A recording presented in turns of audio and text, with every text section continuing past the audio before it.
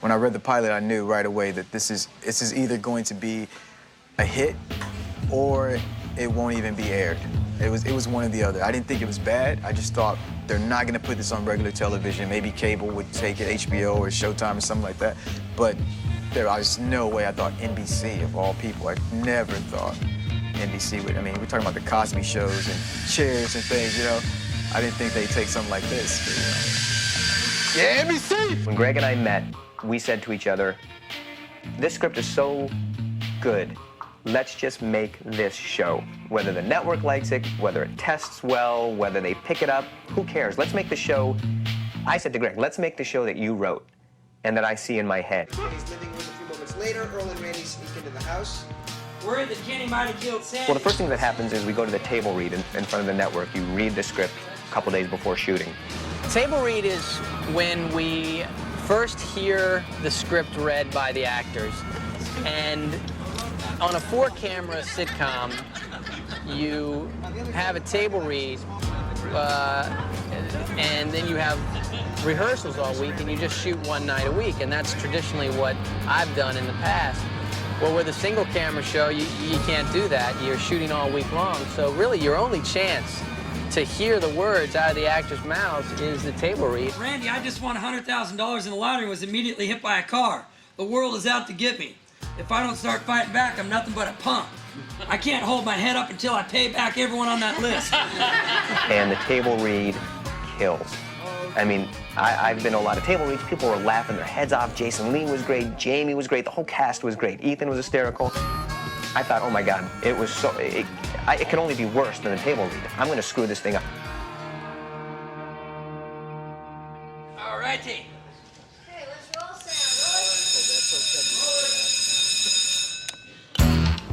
The pilot script was always something that I loved. I just loved the characters, and it was a lot of fun to write, but you never know what it's going to turn out like. My career's over. And, you know, I remember specifically sitting there watching Mark shoot the show and watching these actors take these characters on the page and turn them into so much more. It's very exciting, and it's very cool to sit there and see something that you fear might get worse as it goes, and you're watching it just get better and better as more very talented people are contributing to the process.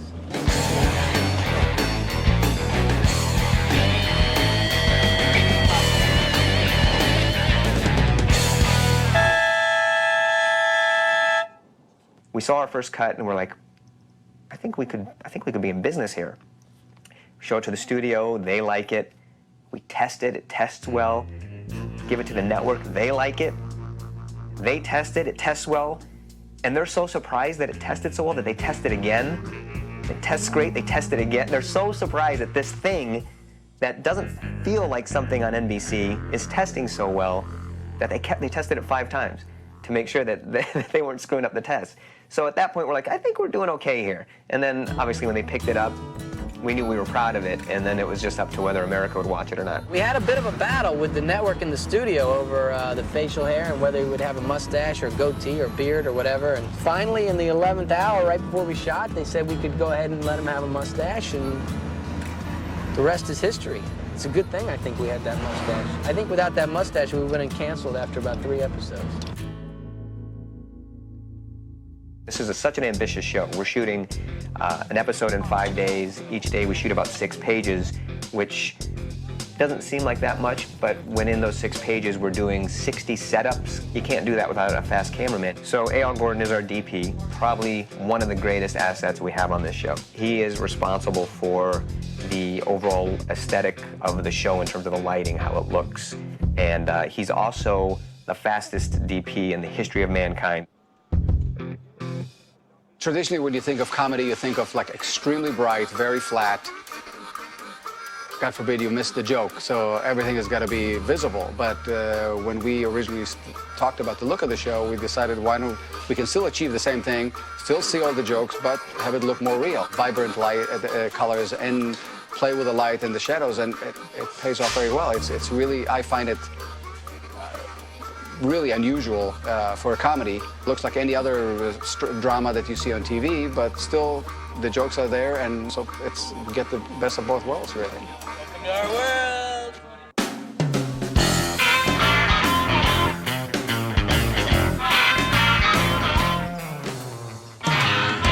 As you can see, tremendous amount of movement. And again, I love color. I mean, we're shooting color film, might as well use the whole spectrum. So when we go outside, we try to find a lot of color. Inside, we have a lot of color. And as you can see, we fall a lot into darkness at corners. The eye goes to the brightest spot on the screen. So that's how I manage to play. Keep them bright, but keep everything around a little dark, and that gives a really nice style. We never sacrifice the look of the show with his speed. I feel like I'm the little sergeant. I mean, I gotta keep things moving, you know. Basically, hear the director, translate what they want, and do it as fast as I can. So my job is to keep the machine moving. The chemistry that we have on this set between not only the cast, but also our crew, who, in my opinion, is the best damn crew in the business.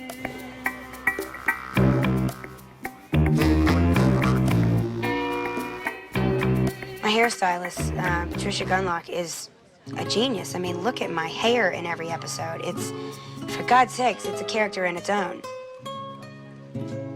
Since her hair was really short on the pilot, they needed it long. So I went ahead and got some extensions and just put them in her hair. And then when we actually started the show, it's all started where I was never really given any limitations of how big I could get. So I just started creating more new character ideas with different hair pieces and wigs and switches, and the hair accessories would have to be outrageous. We would always match her hair accessories to her bra. We get to make them look ugly, too.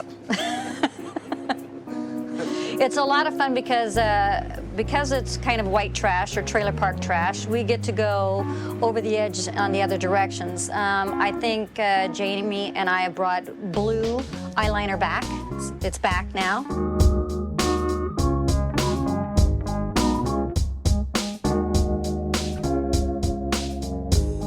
An episode takes 5 days to film, and it has an 18-day post-production schedule.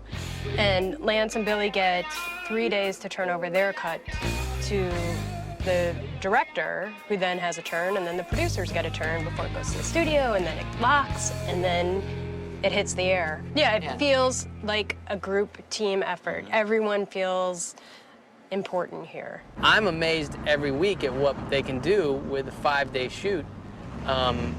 It's amazing to me, and that's kind of, I think, a cool thing for the audience to watch what is a little movie every week, and the production value and effort that everybody puts into it is, it's pretty amazing. This set is bedlam.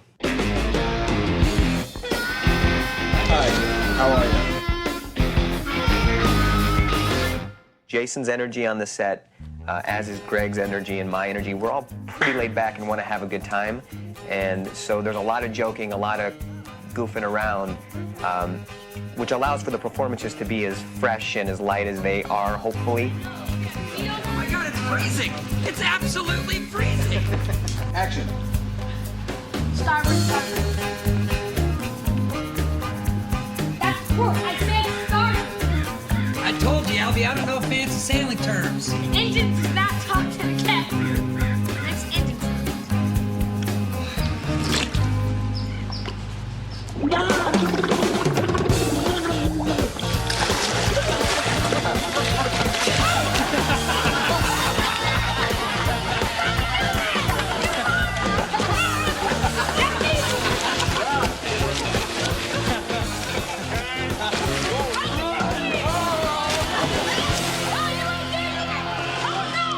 What really happens on a television set is the actors set the tone for what the set is going to be like, and Jason comes in every day in a fantastic mood.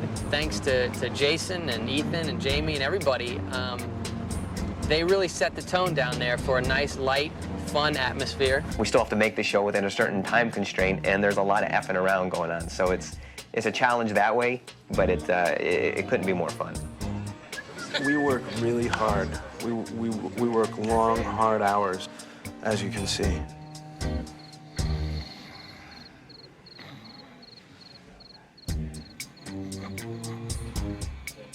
Well, I've always kind of been one of the boys. I grew up, you know, hanging on my brother and my dad's every word, and being with my mom in the dance studio. So my dad always called me the prissy tomboy. It's kind of like being in a locker room, and so it would be one thing if she was kind of a prim and prissy girl who was easily offended. She's not easily offended, which is good, because I think some people are. I mean, she could have given me some. I can smell your ass and breath every day. You're smelling it. Yeah. Post on that way, so we don't post on. It's a different speed, you know, when you hang out with guys. And these guys, you know, are like my brothers, literally.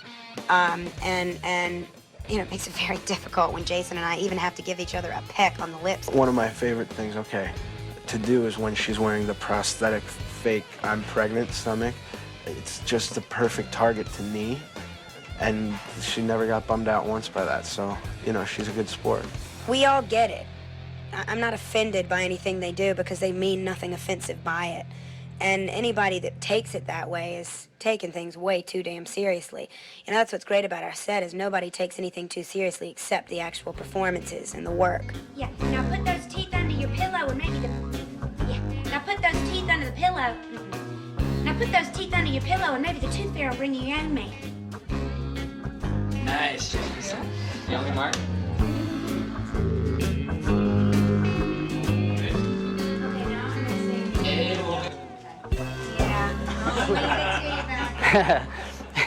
Well, with Jason, it's impossible not to crack up when you're working with him. He's hysterical, and he likes to keep it fresh, so everything's new. Every take is brand new, so you don't know what he's going to do.